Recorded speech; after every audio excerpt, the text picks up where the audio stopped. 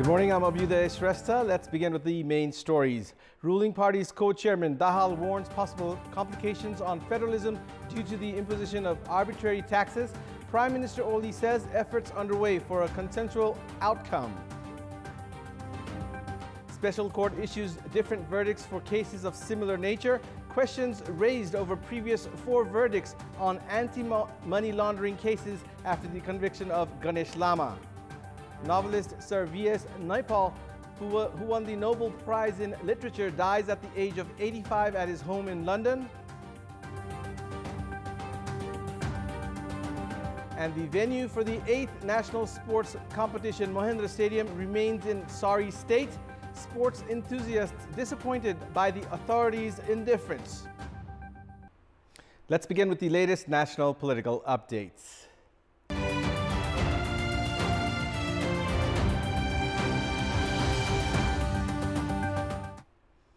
Co-chairman of Nepal Communist Party, Pushpakamal Dahal, has said that the implementation of federalism would become complicated if taxes are increased at the central, provincial and local levels against public interest.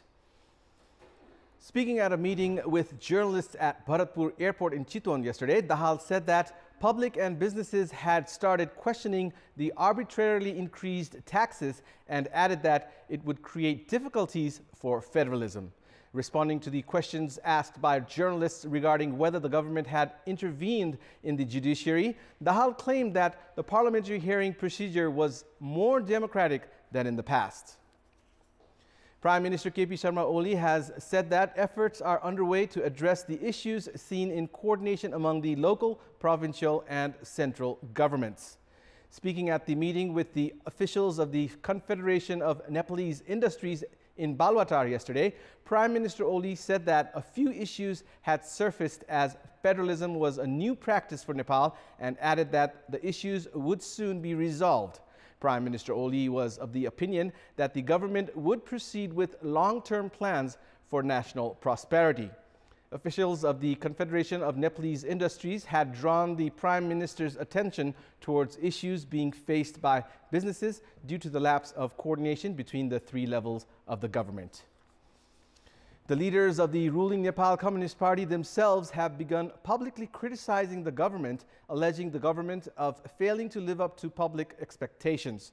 They are of the opinion that despite the 2/3 majority, the government has failed to proceed accordingly.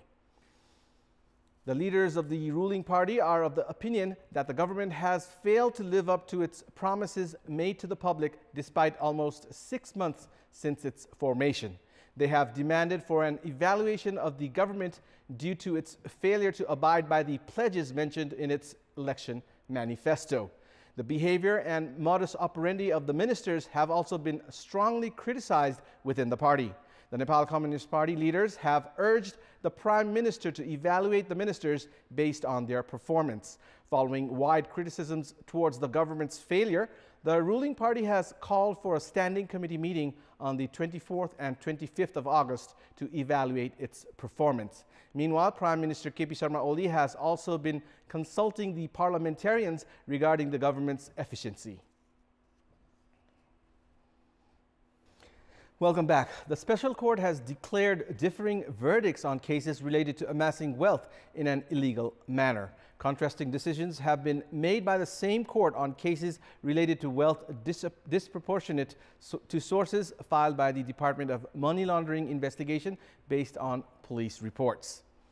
Over time, Nepal police had gathered property details and information on financial transactions of Rajiv Gurung alias Deepak Manange, Parshuram Basnet, Ganesh Lama, Abhishek Giri and Milan Gurung alias Chakre Milan, the people involved in various crimes. The Department of Money Laundering investigation filed the case at the special court on the 19th of May 2013. Deepak Manange, Parshuram Basnet, Chakre Milan and Abhishek Giri, who were then alleged of amassing wealth disproportionate to their sources, have already been acquitted. They were declared not guilty based on the argument that new laws could not declare the past transactions as illegal. However, on Thursday, the special court declared Ganesh Lama of Kavre guilty of amassing wealth through illegal sources. This verdict has raised questions on the previous 4 decisions. The case of accumulating wealth through illegal sources can be filed against people holding public positions if they are found to be living a lavish lifestyle beyond the capacity of their revenue sources. It remains to be seen how the Supreme Court sets a precedent, especially at a time when the recent decision of the Special Court has questioned the verdict on similar cases in the past. Welcome back. Yesterday, we had asked the residents of Rupandehi regarding the absence of proper coordination between the central, provincial and local governments.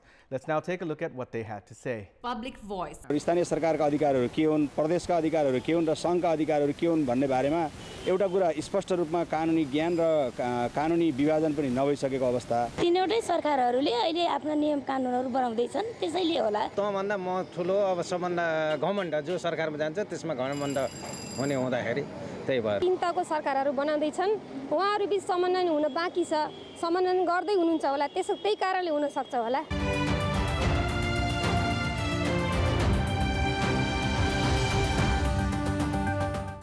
It's now time for our segment Public Pulse, where you text us with your opinion. Public Pulse. And here's the question: what do you term the competition between central and provincial governments regarding imposing taxes? Your options are A, policy level confusion, B, compulsion for government operation. The voting is on. Type NEWS, select your option A or B and send it to 34001 to share your opinion with us. And it's time now for sports news. Sports news. The largest stadium of Province 5, Mahindra Stadium in Nepalganj, looks more like a place covered with landslide debris. Playing football at the ground cannot even be imagined. The ground has turned into ruins due to delay in carrying out reconstruction works by replacing the old infrastructure. The Mid-Zonal Sports Development Committee destroyed all the previous infrastructures, pledging to construct a well-facilitated stadium before the 8th National Sports Competition. The event is just 4 months away. However, not even 4 meters of its ground has been constructed.